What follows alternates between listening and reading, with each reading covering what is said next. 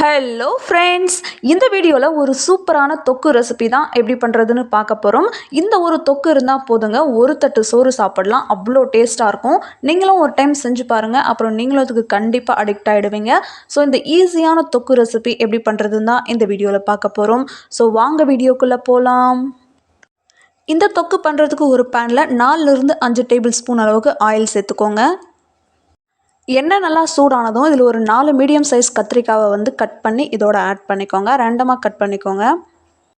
இப்போ இந்த கத்திரிக்காவை வந்து இந்த எண்ணெயிலே ஒரு 3 to 4 மினிட்ஸ் வரைக்கும் நம்ம நல்லா இதை ஃப்ரை பண்ணிக்கலாம்.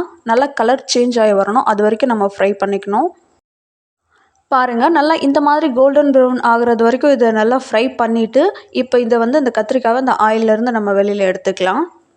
பாருங்கள், வேறு ஒரு பிளேட்டில் எடுத்து வச்சாச்சு. இப்போ அடுத்ததான் அதே பேனில் 1.5 டேபிள் ஸ்பூன் அளவுக்கு மல்லி சேர்த்துக்கலாம், அதாவது தனியா சேர்த்துக்கலாம். கூடவே 1 டேபிள் ஸ்பூன் கடலைப்பருப்பு, 1 டேபிள் ஸ்பூன் உளுந்தம்பருப்பு ஆட் பண்ணிக்கலாம். இது கூட 1/2 டேபிள் ஸ்பூன் அளவுக்கு சீரகம், 1/2 டேபிள் ஸ்பூன் அளவுக்கு எள்ளு ஆட் பண்ணிக்கலாம். இது கூடவே 3 பச்சை மிளகா, 2 வரமிளகா ஆட் பண்ணிக்கலாம். உங்களுடைய காரத்துக்கு ஏற்ற மாதிரி அட்ஜஸ்ட் பண்ணி ஆட் பண்ணிக்கோங்க. இது கூடவே ஒரு கைப்பிடி அளவுக்கு ஃப்ரெஷ்ஷான கொத்தமல்லி ஆட் பண்ணிக்கலாம். இப்போ இது எல்லாமே வந்து நல்லா வறுபட்டு வர்றது அளவுக்கு நம்ம இதை வந்து ஃப்ரை பண்ணிக்கணும். நல்லா ஒரு கோல்டன் ப்ரௌன் கலருக்கு அந்த கடலைப்பருப்பு உளுந்தம்பருப்புலாம் செவந்து வரணும். அந்தளவுக்கு இதை வந்து நம்ம ஃப்ரை பண்ணிக்கணும். ஒரு 2 to 3 மினிட்ஸ் வரைக்கும் ஆகும். ஒரு 3 மினிட்ஸ்க்கு அப்புறம் இது நல்லா வறுபட்டு வந்ததும் இப்போ ஸ்டவ் ஆஃப் பண்ணிவிட்டு இதை வந்து நல்லா ஆற விட்டுறலாம். இது வந்து கம்ப்ளீட்டாக ஆறணும். இப்போ இதை ஆற விட்டுறலாம். இது கம்ப்ளீட்டாக ஆறுனது இது வந்து ஒரு மிக்ஸி ஜாரில் ஆட் பண்ணிவிட்டு இதுக்கு தேவையான அளவு உப்பு சேர்த்துக்கலாம். உப்பு சேர்த்துட்டு இதை வந்து நல்லா கொரப்பாக அரைச்சி எடுத்துக்கலாம். தண்ணி எதுவுமே இப்போ சேர்க்க வேண்டாம், அப்படியே அரைச்சி எடுத்துக்கலாம். பாருங்கள், நல்லா கொரப்பாக அரைச்சி எடுத்துகிட்டு வந்தாச்சு. இதோட கூட நம்ம ஃப்ரை பண்ணி வச்சுருக்கோம் இல்லையா கத்திரிக்காய், அதை வந்து இதோட ஆட் பண்ணிவிட்டு அதையும் வந்து கொஞ்சமாக தண்ணி ஊற்றி, ரொம்ப கம்மியான அளவில் தண்ணி ஊற்றி நம்ம இதை அரைச்சிக்கணும். பாருங்கள், இப்போ கத்திரிக்காய் ஆட் பண்ணியாச்சு. இப்போ இதையும் வந்து கொஞ்சமாக தண்ணி ஆட் பண்ணிவிட்டு நல்லா கொரப்பாக நம்ம அரைச்சி எடுத்துக்கலாம்.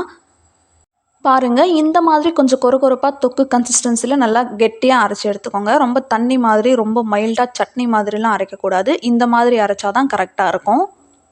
இப்போ இதை வந்து வேறு ஒரு பவுலுக்கு மாற்றிட்டு இது கூட பொடியாக கட் பண்ண ஒரு கைப்பிடி அளவுக்கு வெங்காயம் வந்து ஆட் பண்ணிக்கோங்க.